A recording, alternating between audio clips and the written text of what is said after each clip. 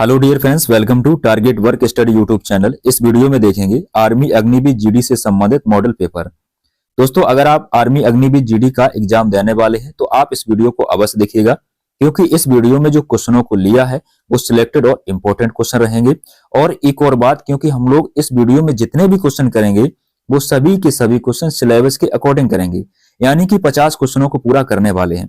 तो आज के इस टेस्ट में आपके कितने नंबर आते हैं आप लोग अवश्य बताइएगा, और अगर आप पूरा टेस्ट लगाते हैं तो आपको पता चल जाएगा कि आपकी तैयारी कैसी चल रही है। शुरू करते हैं आज के इस वीडियो को, बिल्कुल डिटेल से पढ़ेंगे। क्वेश्चन नंबर फर्स्ट है, जय हिंद का नारा किसने दिया था? सुभाष चंद्र बोस ने, महात्मा गांधी ने, दयानंद सरस्वती ने, भगत सिंह ने। आंसर देने के लिए आपको कुछ समय दिया जाता है, तो बताइएगा इसका सही उत्तर क्या होगा। तो इसका राइट आंसर रहेगा ऑप्शन नंबर क्या रहेगा? सुभाष चंद्र बोस। ठीक है, अब देखिएगा, जैसे आपने एक नारा सुना होगा, दिल्ली चलो का नारा। दिल्ली चलो का नारा किसने दिया था? सुभाष चंद्र बोस ने दिया था। सुभाष चंद्र बोस से संबंधित क्वेश्चन बन जाता है कि बताइएगा कि नेताजी किसे कहा जाता है? तो नेताजी सुभाष चंद्र बोस को कहा जाता है। तुम मुझे खून दो, मैं तुम्हें आजादी दूंगा, ये भी नारा सुभाष चंद्र बोस ने ही दिया था। क्लियर? अगर आपसे मैं कहूं कि करो या मरो का नारा किसने दिया? करो या मरो का नारा किसने दिया? तो करो या मरो का नारा दिया था महात्मा गांधी ने। ठीक है, इसके अलावा अगर आपसे मैं कहूं कि वेदों की ओर लौटो, ठीक है, वेदों की ओर लौटो, ये नारा किसने दिया था? वेदों की ओर लौटो ये नारा दिया था स्वामी दयानंद सरस्वती ने। ठीक है, इसके अलावा सबसे पॉपुलर नारा है इनकलाब जिंदाबाद। इनकलाब जिंदाबाद का नारा किसने दिया था? आपको याद रखना है, भगत सिंह ने दिया था। आर्य समाज की स्थापना किसने की थी? आर्य समाज की स्थापना दयानंद सरस्वती ने की थी। कब की थी ये मित्रों? 1875 में की थी। कब की थी? 1875 में की थी। और भी डिटेल कर सकते हैं, लेकिन हमें लोगों को और भी क्वेश्चनों को देखना है। क्वेश्चन का आंसर मैं बता चुका था, फिर भी आपको ध्यान रखना क्या रहेगा? सुभाष चंद्र बोस इस क्वेश्चन का राइट आंसर हो जाएगा। नेक्स्ट है, गंगटोक किस राज्य की राजधानी है? गंगटोक किस राज्य की राजधानी है? राजस्थान, असम, सिक्किम, हिमाचल प्रदेश। तो मित्रों जरूर बताइएगा कि इसका आंसर क्या होगा, और अभी तक अपने दोस्तों में शेयर नहीं किया है तो प्लीज एक बार शेयर अवश्य कर दें। तो इसका राइट आंसर क्या बनेगा? गंगटोक किस राज्य की राजधानी है? तो ये सिक्किम राज्य की राजधानी है। ऑप्शन नंबर क्या रहेगा? सी रहेगा, सिक्किम की। अगर हम बात करें दोस्तों राजस्थान की राजधानी क्या है, तो ध्यान रखना क्या रहेगी? जयपुर रहेगी। ठीक है, क्या रहेगी? जयपुर। जयपुर किसकी राजधानी है? राजस्थान की है। असम की कहां है? तो भैया बताइएगा, असम की है दिसपुर। कहां पर है? दिसपुर है। ठीक है, हिमाचल प्रदेश की राजधानी कहां है? तो हिमाचल प्रदेश की राजधानी शिमला है। कहां पे मित्र? शिमला है। तो हिमाचल प्रदेश की राजधानी कहां रहेगी? शिमला रहेगी। आपको ये बात बहुत अच्छे से याद रखनी है। नेक्स्ट हम लोग देखते हैं। नेक्स्ट क्वेश्चन दिया गया, ब्रह्म समाज की स्थापना किसने की थी? ब्रह्म समाज की स्थापना किसने की थी? आप लोग बताइएगा। तो इस क्वेश्चन का राइट आंसर जल्दी से बताइएगा कि इस क्वेश्चन का राइट आंसर क्या होगा। तो इस क्वेश्चन का राइट आंसर हो जाएगा ऑप्शन नंबर क्या रहेगा? बी रहेगा। राजा राम मोहन राय ने 1828 में ब्रह्म समाज की स्थापना की थी। ठीक है दोस्तों, महात्मा गांधी से संबंधित तो क्वेश्चन बहुत हैं, आपको एक पॉपुलर इनका याद रखना है। क्या ध्यान रखना भाई कि जो चंपारण आंदोलन किया था ये कब हुआ था शुरू? तो ध्यान रखना, चंपारण आंदोलन हुआ था 1917 में। कब हुआ था? 1917 में। दांडी मार्च यात्रा 1930 में। ठीक है, 1930 में। ठीक है, गांधी इरविन समझौता कब हुआ? 1931 में। क्लियर दोस्तों, ये बात आपको समझ में आ गई होगी। ठीक है, दयानंद सरस्वती ने किसकी स्थापना की थी मेरे मित्र? 1875 में किसकी स्थापना की थी? आर्य समाज की स्थापना की थी। ठीक है दोस्तों, बताइएगा आत्माराम पांडुरंग ने किसकी स्थापना की थी? आप लोग बताइएगा जरूर। नेक्स्ट हम लोग देखते हैं, अभय घाट समाधि स्थल किस महापुरुष से संबंधित है? अभय घाट समाधि स्थल किस महापुरुष से संबंधित है? आप लोग बताइएगा इस क्वेश्चन का राइट आंसर क्या होगा। इस क्वेश्चन का राइट आंसर रहेगा ऑप्शन नंबर क्या हो जाएगा? ध्यान रखना, अभय घाट समाधि स्थल किससे संबंधित है? मोरारजी देसाई से संबंधित है। किनसे है? मोरारजी देसाई से संबंधित है। दोस्तों अगर हम बात करूं कि राजीव गांधी से संबंधित कौन सा अभय स्थल है, तो आपको याद रखना वीर भूमि। ठीक है, जो वीर भूमि समाधि स्थल है ये राजीव गांधी से संबंधित है। इसके अलावा आपने सुना होगा, जैसे मैंने आपसे कहूं कि एकता स्थल, क्या एकता स्थल, तो एकता स्थल किससे संबंधित है? ये है ज्ञानी जैल सिंह से संबंधित है। इसके अलावा आपको ध्यान रखना है समता स्थल, क्या रहेगा? समता स्थल। एक समता स्थल है, एक एकता स्थल है, तो ये समता स्थल किससे है? ज्ञान जगजीवन राम से। नेक्स्ट क्वेश्चन दिया गया, किस खेल में 4 खिलाड़ी होते हैं? तो बताइएगा इनमें से किस खेल में 4 खिलाड़ी होते हैं? आंसर बताइएगा क्या होगा इसका। देखिएगा इसका राइट आंसर बनेगा ऑप्शन नंबर क्या रहेगा? ए रहेगा। पोलो खेल में 4 खिलाड़ी होते हैं। कितने होते हैं? 4 खिलाड़ी होते हैं। खो खो में भाई कितने होते हैं? 9 खिलाड़ी होते हैं। बेसबॉल में कितने? 9 खिलाड़ी होते हैं। रग्बी में कितने होते हैं? इंपॉर्टेंट ये है। ठीक है, तो रग्बी में कितने होते हैं? 15 खिलाड़ी होते हैं। कितने होते हैं? रग्बी में 15 खिलाड़ी होते हैं, आपको याद रखना है। नेक्स्ट क्वेश्चन देखते हैं। नेक्स्ट क्वेश्चन है, निम्न में से कौन सा मंदिर उड़ीसा राज्य में स्थित है? इस क्वेश्चन का राइट आंसर क्या होगा? बताइए क्या होगा।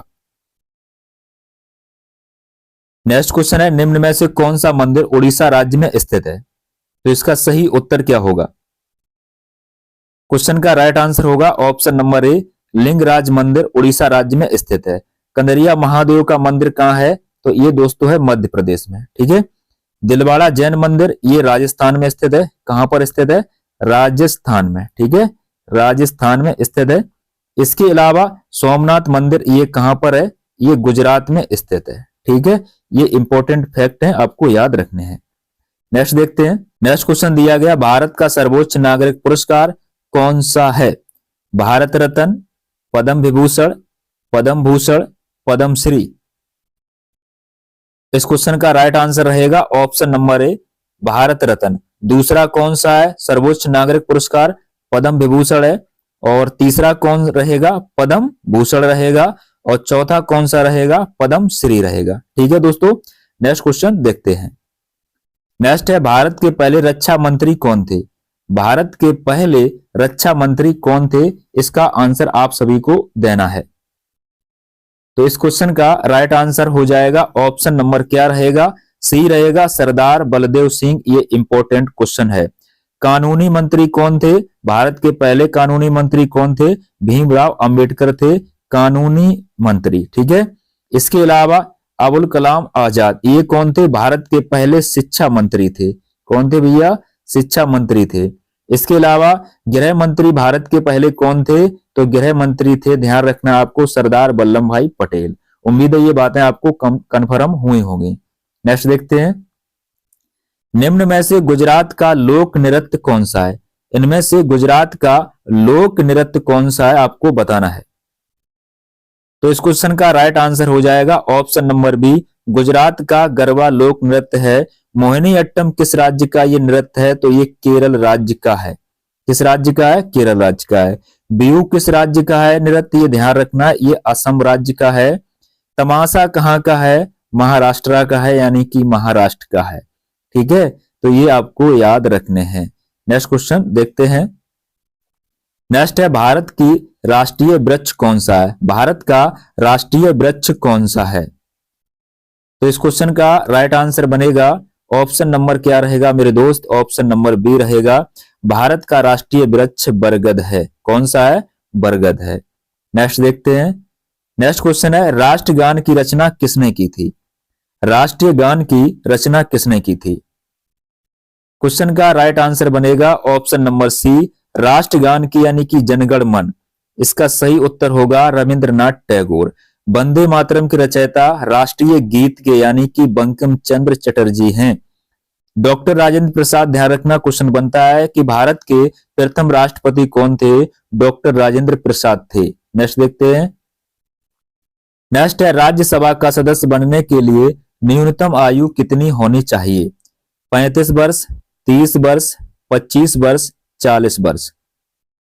मित्रों इसका सही उत्तर हो जाएगा ऑप्शन नंबर बी रहेगा, राज्यसभा का सदस्य बनने के लिए 35 वर्ष आयु होनी चाहिए, जबकि लोकसभा का सदस्य बनने के लिए 25 वर्ष आयु होनी चाहिए। भारत का राष्ट्रपति चाहे हो या फिर उपराष्ट्रपति हो या फिर भारत के राज्यों का राज्यपाल हो, इनको बनने के लिए ध्यान रखना न्यूनतम 35 वर्ष एज होनी चाहिए। ठीक है, नेक्स्ट हम लोग देखते हैं, राज्यों में राज्यपाल की नियुक्ति कौन करता है? राज्यों में राज्यपाल की नियुक्ति कौन करता है? तो सही उत्तर हो जाएगा ऑप्शन नंबर डी, राष्ट्रपति करता है। कौन करता है? राष्ट्रपति करता है। तो दोस्तों हम लोगों ने जीके के कितने 15 क्वेश्चन को देख लिया है। अब हम लोग देखेंगे जीएस के 15 क्वेश्चन, यही आपका सिलेबस कहता भी है। ठीक है, देखिएगा हम लोग अब सामान्य विज्ञान के प्रश्न करने वाले हैं, यहाँ पे आप देख सकते हैं। ठीक है, ये भी भाग 2 में मिलेगा। रतौंधी रोग किस विटामिन की कमी से होता है? विटामिन की कमी से रतौंधी रोग होता है, कौन सा विटामिन है? तो इसका सही जवाब हो जाएगा ऑप्शन नंबर क्या रहेगा? सी, विटामिन ए की कमी से रतौंधी रोग हो जाता है। और विटामिन बी1, विटामिन बी1 की कमी से कौन होता है मेरे दोस्तों? बेरी बेरी रोग होता है। कौन सा होता है? बेरी बेरी रोग होता है, ये आपको क्लियर होना चाहिए। विटामिन सी की कमी से कौन सा रोग होता है? स्कर्वी रोग होता है। कौन सा होता है? स्कर्वी रोग होता है। सूर्य से हमें कौन सा विटामिन मिलता है? तो विटामिन डी मिलता है। ठीक है, जिससे रेक्टिस की बीमारी हो जाती है, रेक्टिस। ठीक है, नेक्स्ट देखते हैं, निम्न में से कौन से विटामिन जल में घुलनशील हैं? किसकी बात हो रही है? जल में घुलनशील विटामिन कौन से हैं, आप लोग बताइएगा। तो इसका सही उत्तर हो जाएगा ऑप्शन नंबर ए। ध्यान रखना है विटामिन बी एवं सी ये क्या रहेंगे? जल में घुलनशील रहेंगे। और विटामिन ए, डी और ई के, ठीक है ध्यान से सुनना, ए, डी, ई और के, ये 4 विटामिन ध्यान रखना वसा में घुलनशील हैं। कैसे हैं? वसा में घुलनशील हैं और जल में घुलनशील बी और ई हैं। क्लियर दोस्तों, नेक्स्ट हम लोग देखते हैं। नेक्स्ट है, नींबू के रस का पीएच मान कितना होता है? लगभग 11.4, लगभग 2.2, लगभग 8.2, लगभग 5.4। मित्रों इसका सही उत्तर हो जाएगा ऑप्शन नंबर बी, लगभग 2.2 नींबू के रस का पीएच मान होता है। नेक्स्ट देखते हैं, सूर्य की रोशनी से कौन सा विटामिन मिलता है? सूर्य की रोशनी से कौन सा विटामिन मिलता है? सही उत्तर होगा ऑप्शन नंबर बी रहेगा, विटामिन डी। नेक्स्ट क्वेश्चन देखते हैं। नेक्स्ट क्वेश्चन दिया गया, एक वाहन द्वारा तय की गई दूरी को मापने के लिए प्रयुक्त उपकरण का नाम बताइए। प्रयुक्त उपकरण का नाम बताइए।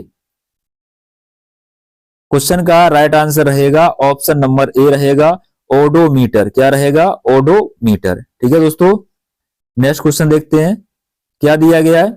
निमोनिया मानव शरीर के निम्नलिखित में से किस अंग को प्रभावित करता है? वृक्क, फेफड़े, यकृत और हृदय। तो मित्रों इसका सही उत्तर होगा ऑप्शन नंबर बी, फेफड़े को। ध्यान से एक बात सुन लीजिएगा, अगर आपको इसकी पीडीएफ चाहिए बिल्कुल फ्री में, तो डिस्क्रिप्शन में आपको लिंक दी जाएगी और वो आपको पीडीएफ टेलीग्राम को ज्वाइन कर लेना, वहां आपको मिल जाएगी और वीडियो ये अगले दिन आपको मिलेगी। ठीक है दोस्तों, नेक्स्ट देखते हैं, मानव शरीर की सबसे छोटी हड्डी कौन सी है?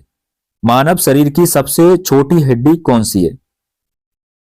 सही उत्तर होगा ऑप्शन नंबर बी रहेगा, स्टेपीज। ये कहां पर होती है मानव शरीर के? तो ध्यान रखना कान में पाई जाती है। तो मानव शरीर की सबसे बड़ी हड्डी कौन होगी? तो सबसे बड़ी हड्डी फीमर होगी, जो मानव की जांघ में पाई जाती है। चलिए दोस्तों, ये जांघ में पाई जाती है जो सबसे बड़ी है। ठीक है, नेक्स्ट देखते हैं, निम्नलिखित में से कौन एक आदर्श गैस या तत्व है? बताइएगा इसका आंसर क्या होगा। सही उत्तर होगा ऑप्शन नंबर डी, NE। ठीक है, नेक्स्ट हम लोग देखते हैं। नेक्स्ट है, भारत में DNA फिंगरप्रिंट के जनक के रूप में किसे जाना जाता है? इसका सही उत्तर क्या होगा? राइट आंसर रहेगा option number C, doctor Lalji Singh. क्या रहेगा? Doctor Lalji Singh. Next question देखते हैं, निम्न में से किस रक्त परिसंचरण का जनक कहा जाता है? किसे? ठीक है, तो यहां पर क्या है? किसे है। ठीक है, निम्न में से किसे रक्त परिसंचरण का जनक कहा जाता है? तो किसे कहा जाता है आप लोग बताइएगा। तो दोस्तों इसका उत्तर क्या होगा फटाफट आप लोग बताइएगा। इसका सही उत्तर हो जाएगा ऑप्शन नंबर आपका बी रहेगा, विलियम हार्वे को ध्यान रखना रक्त परिसंचरण का जनक कहा जाता है। रॉबर्ट हुक को किस लिए जाना जाता है? कोशिका किस, ध्यान रखना, कोशिका की खोज किसने की थी? तो रॉबर्ट हुक ने की थी। ठीक है, तो कोशिका की खोज किसने की? ध्यान रखना, Robert Hooke. Karl Landsteiner ने, ध्यान रखना, ये किसके जनक कहा जाते हैं? ये कहे जाते हैं, ध्यान रखना, रक्त समूह के। तो रक्त समूह के जनक किसे कहा जाता है? ध्यान रखना, कार्ल लैंड स्टीनर को। कार्ल लिनियस को किसका जनक कहा जाता है? आप लोग जरूर बताइएगा कि इसका उत्तर क्या होगा। ठीक है, उम्मीद है आप लोग बता देंगे, और नहीं पता है तो आप ध्यान से सुनिएगा। टेक्सो, क्या नाम है? टेक्सो, इसको लिखते हैं टेक्सोनोमी। ठीक है, टेक्सोनोमी, याद आया? टेक्सोनोमी का जनक कहा जाता है कार्ल लिनियस को। ठीक है, नेक्स्ट क्वेश्चन देखते हैं। निम्न में से किसे रक्त परिसंचरण का जनक कहा जाता है? डबल क्वेश्चन हुआ है, कोई बात नहीं, इसको स्किप करते हैं। निम्नलिखित में से किसे घरेलू वस्तु में सल्फ्यूरिक अम्ल होता है? ठीक है, किस घरेलू वस्तु में सल्फ्यूरिक अम्ल होता है? सही उत्तर होगा ऑप्शन नंबर ए, बैटरी में। बैटरी में क्या होता है? सल्फ्यूरिक अम्ल होता है। नेक्स्ट क्वेश्चन देखते हैं। आधुनिक आवर्त सारणी में कितने तत्व दिए गए हैं? इसका सही उत्तर क्या होगा? राइट आंसर रहेगा ऑप्शन नंबर डी, 118। कितने दिए गए? 118। नेक्स्ट क्वेश्चन देखते हैं। निम्न में से किसने प्रोटॉन की खोज की है? प्रोटॉन की खोज किसने की है? इसका सही जवाब हो जाएगा ऑप्शन नंबर क्या रहेगा? ए रहेगा, रदरफोर्ड। रदरफोर्ड ने किसकी खोज की है? प्रोटॉन की खोज की है। नेक्स्ट देखते हैं। नेक्स्ट क्वेश्चन आपका दिया गया, देखिएगा ध्यान से। इलेक्ट्रॉन की खोज किसने की? इलेक्ट्रॉन की खोज किसने की? इसका सही जवाब हो जाएगा ऑप्शन नंबर क्या रहेगा? सी रहेगा, जे थॉमसन। जे थॉमसन ने इलेक्ट्रॉन की खोज की है। नेक्स्ट देखते हैं। किस विटामिन की कमी से रक्त स्कंदन नहीं होता है, यानी कि रक्त का थक्का नहीं जमता है? तो ऐसा विटामिन है, ध्यान रखना, option number A right answer हो जाएगा, विटामिन के। ये हम लोग अब भाग 2 कंप्लीट कर चुके हैं, अब भाग देखेंगे 3। ए किसी काम को 20 दिन में समाप्त करता है, जबकि बी उसी काम को 30 दिन में करता है। दोनों मिलकर उस काम को कितने दिन में समाप्त करेंगे? तो ऐसा क्वेश्चन कभी भी दिया जाए तो आपको क्या करना है? दोनों मिलकर, तो आपको क्या करना है? ए प्लस बी की बात की जा रही है, तो आपको क्या करना? ए प्लस बी लिख लेना है। ए कितने दिन में कर रहा है? 20 दिन में। ठीक है, जब ये दो लोग काम करें, ठीक है, और बी 30 दिन में, तो इनका गुणा कर लेना है। अब क्या करना है? ये 20 और 30 को जोड़कर भाग कर देना है। तो 20 और 30 कितने होते? 50। ठीक है, इनको जोड़कर भाग कर देना। अब इसको काट दो, कट गया। 5 से इसको काटेंगे 4 बार, 4 तिया कितना हुआ? 12। तो बस दोनों मिलकर उस काम को, ध्यान रखना है, 12 दिन में करेंगे। Option number B right answer हो जाएगा। ठीक है, नेक्स्ट देखते हैं। प्रथम 50 प्राकृतिक संख्याओं का औसत क्या होगा? इसका उत्तर बताइए क्या? जस्ट आपको 15 सेकंड या 10 सेकंड लगेंगे, आंसर आ जाएगा। उम्मीद है आपका आ गया होगा आंसर, क्योंकि इतना ही समय लगना चाहिए। प्रथम 50 प्राकृतिक संख्याओं का औसत क्या होगा? जब भी आपसे कहा जाए प्राकृतिक शुरू होती है 1, 2 प्लस 3 और कितने? 50 तक पूछी गई। ठीक है, तो आपको 50 तक ये ऐसे लिख लेना है। अब क्या करना? इनका औसत चाहिए, यानी कि एवरेज। बहुत सिंपल काम है। क्या करेंगे? फर्स्ट वाले नंबर को लास्ट वाले नंबर में जोड़ देंगे, तो क्या होगा? 50 और 1 51 हो गया। 51 यहां रख लेंगे और बस 2 से भाग कर देंगे। अब देखिए 51 का आधा कर दो तो कितना मिलेगा? 25.5 मिलेगा। ठीक है, बस इतना तो आप कर सकते हैं। Option number B right answer हो जाएगा। नेक्स्ट देखते हैं। किसी आयताकार खेत की लंबाई 20 मीटर और 15 मीटर है। ठीक है, लंबाई और चौड़ाई यहां पर भूल गए। ठीक है, लंबाई चौड़ाई लिखना भूल गए, तो इसको चौड़ाई आप समझ लो। ठीक है, लंबाई कितनी है? 20 मीटर और चौड़ाई है 15 मीटर। ठीक है, तो परिमाप ज्ञात करना है। ठीक है, क्या करना है? परिमाप ज्ञात करना है। मैं यहाँ पर थोड़ा सा फिगर आपको बना दे रहा हूं। ठीक है, लंबाई आपकी कितनी? 20 मीटर है और यहाँ पर चौड़ाई 15 मीटर है। तो परिमाप पूछी गई। देखिएगा, जब भी आपसे परिमाप पूछा जाए तो कुछ नहीं करना है, ये जो 20 है, लंबाई और चौड़ाई को जोड़ लेना है। ठीक, जोड़ लेना और इसमें 2 का गुणा कर देना, तुरंत आयत की परिमाप बन जाएगी। तो 20 और 15 कितने होते भैया? 35 होते हैं। ठीक है, और बस 2 का गुणा कर दो, बस आपका आंसर आ जाएगा। तो इसका राइट आंसर क्या होगा? यानी कि 70 ऑप्शन नंबर बी में लिखा है। तो यही क्वेश्चन का राइट आंसर हो जाएगा। नेक्स्ट देखते हैं।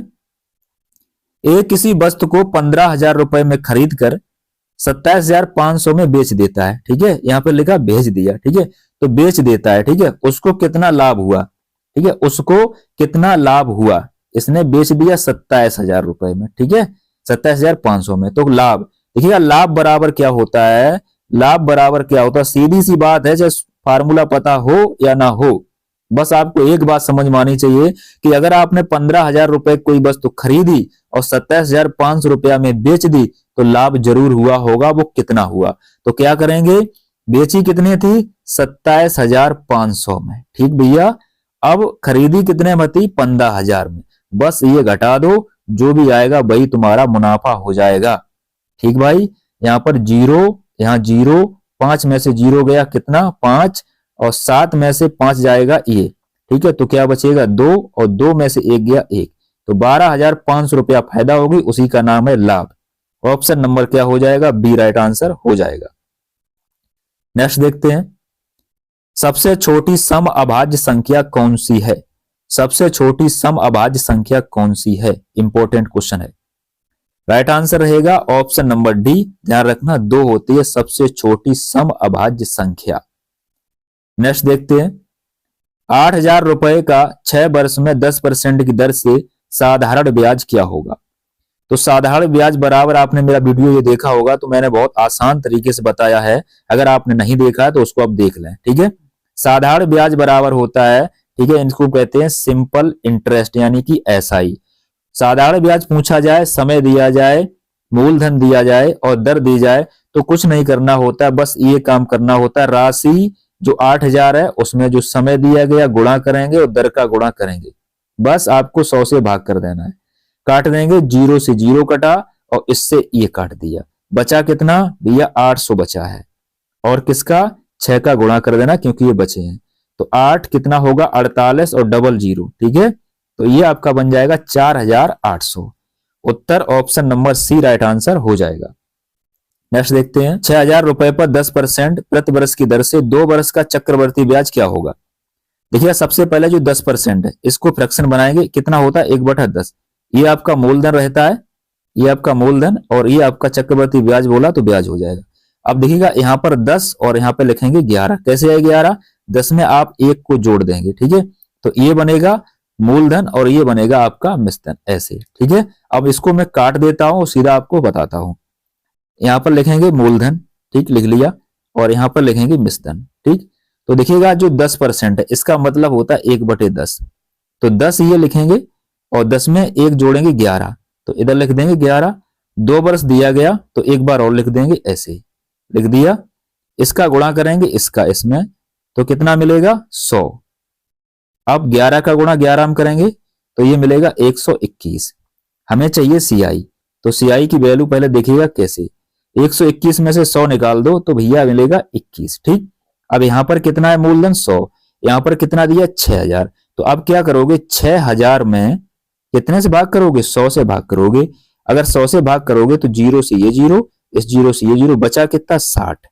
इस 60 का गुणा इसमें कर देना, जहां कहीं उत्तर होगा आपके पास में आ जाएगा। 0, 6 कम 6, 6 दूनी 12, यानी कि 21 का गुणा 60 में करोगे तो 1260 रुपया मिल जाएगा। ऑप्शन नंबर सी में लिखा है। नेक्स्ट देखते हैं। नेक्स्ट दिया गया संख्याएं हैं 12, 15 और 18 का महत्तम समावर्त क्या होगा? चलिए लगाते हैं इसको। सबसे पहले क्या करेंगे, जो 12 है और ये 15 है और ये 18, इसको काटना शुरू करते हैं। ठीक है, काट दो। किससे काटेंगे? 3 से काटेंगे। देखो मासाब नियम होता है, जिस संख्या से काटा जाए वो सभी संख्या कटनी चाहिए। तो 3 चौको कितना हुआ? 12, 3 पंचे 15, 3 छंग 18। ठीक है, अब ये नहीं कटेगा। ठीक है, अगर मैं 2 से काटता हूं 4 6 कट जाएगा, लेकिन 5 नहीं कटेगा, तो रूल खराब हो जाएगा। तो आपका मासा यहाँ पर जितना रह गया ये आपका एचसीएफ आ जाएगा। ठीक है, मासा बोलते हैं। तो option number B right answer हो जाएगा। चलिए नेक्स्ट देखते हैं। नेक्स्ट क्वेश्चन आपका दिया गया, क्या दिया गया है? 20, 16 और 24 का महत्तम समावर्तक निकालना है। तो सबसे पहले यहाँ पर 20 लिखेंगे और फिर 16 लिखेंगे, इसके बाद 24 लिखेंगे। ठीक है, इसको काटना शुरू करते हैं। कैसे काटेंगे? सबसे पहले हम 2 से काट दिया। ठीक है, तो यहाँ पर कितना मिलेगा? 10 और यहाँ पर मिलेगा 8। कितना मिलेगा भाई? 2 अट्ठे 16 और यहाँ पर 12 दूनी 24। 2 से फिर से काट लेते हैं। अब देखिएगा 5 आ जाएगा और यहाँ पर 4 आ जाएगा और यहाँ पर 6 आ जाएगा। अब 5 से काटते हैं तो 5 ही अकेला कटेगा, 4 नहीं कटेगा। ठीक है, और नियम ये होता है जिस संख्या से काटा जाए वो सभी कटने चाहिए। तो यहाँ पर कितने से काटा? 2 और 4 से काटा, सॉरी 2 से और फिर 2 से काटा, तो 2 दूनी कितना हुआ? 4। तो बस यही मासा हो गया। ठीक है, ऑप्शन नंबर क्या ए आंसर हो जाएगा। नेक्स्ट देखते हैं, 4.5 को प्रतिशत में बदलो। कैसे बदलते हैं? सबसे पहले क्या करेंगे? 4/5 लिखेंगे, लिख लिया। अब गुणा हम कर देंगे 100 का। अब यहां परसेंट का चिन्ह लगा देंगे। 5 से इसको काट दो, कितनी बार जाएगा? 20 बार में। ठीक है, अब क्या करेंगे? 20 का गुणा 4 में करेंगे तो ये बन जाएगा 80। कितना बनेगा? 80% बनेगा। ठीक है, ऑप्शन में नहीं है, कहीं गलती हो गई है। ठीक है, तो इसका सही उत्तर क्या हो जाएगा? 80% बन जाएगा। ठीक, नेक्स्ट देखते हैं। नेक्स्ट है 10, 8 और 13 का लघुत्तम समावर्त यानी कि एलसीएम बताना है कि इसका उत्तर क्या होगा। देखिएगा यहां पर क्या करेंगे, जो 10, 8, 13 दिया गया इसको सबसे पहले हम लोग एलसीएम में लिखेंगे। तो इसको हम क्या करेंगे? 10, यहाँ पे देखिएगा यहाँ पर 10 लिखेंगे, फिर 8 लिखेंगे। ठीक है, और फिर इसके बाद 13 लिखेंगे और इसको काट देंगे। ठीक है, पहले 2 से काटते हैं। 2 पंचे 10, 2 चौकू 8, 13 कटेगा नहीं। लासा में क्या करेंगे? जब तक 1 ना आ जाए। ठीक है, अब 4 से काट लेंगे तो 5 कटेगा ना, ऐसे रख लेंगे। 4 एकम 4, 13 नहीं कटेगा, ऐसे रख लेंगे। ठीक, 5 से काटेंगे, 5 एकम 5, 1 नहीं कटेगा, 13 नहीं कटेगा। 13 से काटेंगे भैया, 13 से काटेंगे तो कितना मिलेगा? देखिएगा 1, 1, 13 एकम 13। अब जो बचा उनका गुणा कर लेंगे। गुणा करेंगे 2 गुणे 4 गुणे 5 और गुणे 13। ठीक, अब गुणा करो 2 चौकू 8 और 8 पंच 40। कितना हुआ? 40 हो गया। 40 का गुणा 13 से करेंगे, 13 चौकू 52 तो 520। ठीक है, लासा आएगा 520। Option number D right answer हो जाएगा। नेक्स्ट देखते हैं। देखिएगा ए अनुपात बी बराबर बराबर दिया 2:5 और बी अनुपात सी बराबर 3:4 दिया गया। ए अनुपात बी बराबर क्या होगा? इसको लगाते हैं। ए लिख लेंगे, बी लिख लेंगे, सी लिख लेंगे। देखिए ए का मान 2 है तो यहाँ पर 2 लिख लेंगे, बी का मान 5 है तो 5 लिख लेंगे। ऐसे फिर से बी का मान 3 दिया गया तो यहाँ पर लिखेंगे बी के मान के नीचे। सी का मान 4 दिया गया तो यहाँ पर लिखेंगे 4। सिंपल क्या करना है? देखिएगा इस 3 के आगे 3 भर दो और यहाँ पर 5 के पीछे 5 भर दो। अब इनका आपस में गुणा कर दो सबका।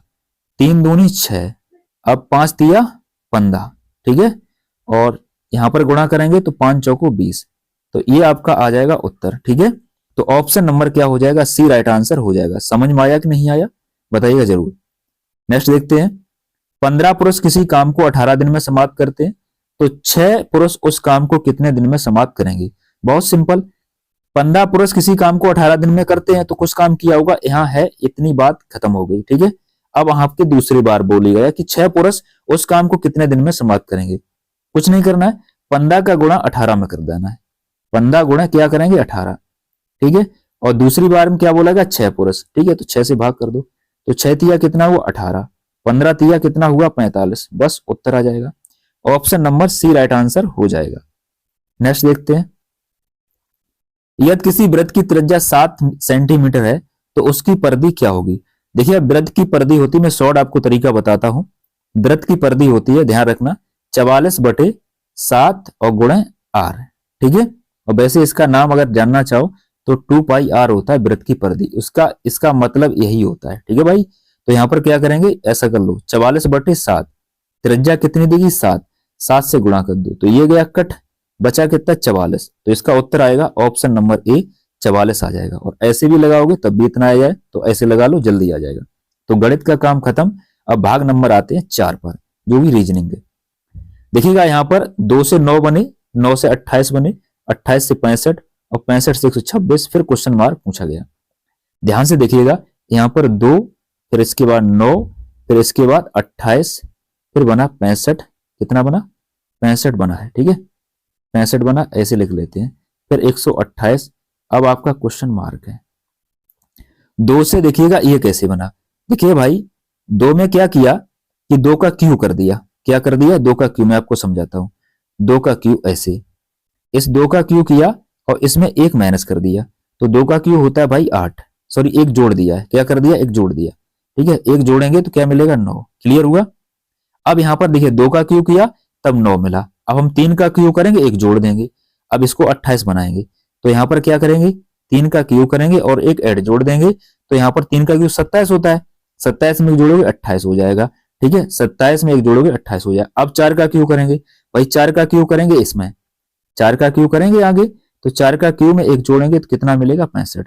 5 का क्यू, 5 का क्यू कितना होता है? ध्यान से देखिएगा, 5 का क्यू होता है आपका कितना रहेगा? 125।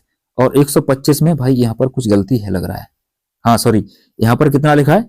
जो मैंने 28 लिखा है, यहां पर 26 लिखा है। देखिएगा यहां से। ठीक है, तो यहां पर हमने 5 का क्यू किया और 1 जोड़ दिया। ठीक है, अब बारी किसकी आएगी? 6 के क्यू की। तो 6 का क्यू करेंगे और 1 जोड़ देंगे, तो 6 का क्यू होता है 216, और 216 में अगर 1 आप जोड़ोगे तो 217 मिलेगा। ठीक है, 100 की बात यह है कि यहां पर आगे संख्या लाने के लिए 5 का सॉरी 6 का क्यू करेंगे। क्या करेंगे? 6 का क्यू और उसमें 1 जोड़ देंगे। ठीक, पहले 2 का क्यू, फिर 3 का क्यू, फिर 4 का क्यू, फिर 5 किया और सब में 1 1 जोड़ते हैं, तो 216 प्लस 1 बराबर आएगा 217। अब तो आप इतना कर सकते हैं। Option number C right answer हो जाएगा। नेक्स्ट देखते हैं। 3 से 8, 8 से 23, 23 से 68, 68 से 203 और क्वेश्चन मार्क। ठीक है, देखिएगा ये बात कैसे बनी, ये 8 कैसे बने, ये कैसे बने। सबसे पहले देखिएगा जो 3 है ना, 3, इसमें क्या किया गया? 3 का गुणा किया गया। ठीक, और फिर 1 माइनस किया, तो 3 तर का कितना होगा? 9, और 9 में से 1 गया, बना 8। ठीक, समझ में आई बात?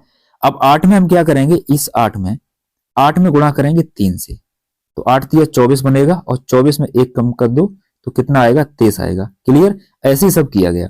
तो हमें लास्ट वाला चाहिए, तो इसमें क्या करेंगे? हम 3 से गुणा कर देंगे और 1 माइनस करेंगे, तो 3 तर का कितना होगा भाई?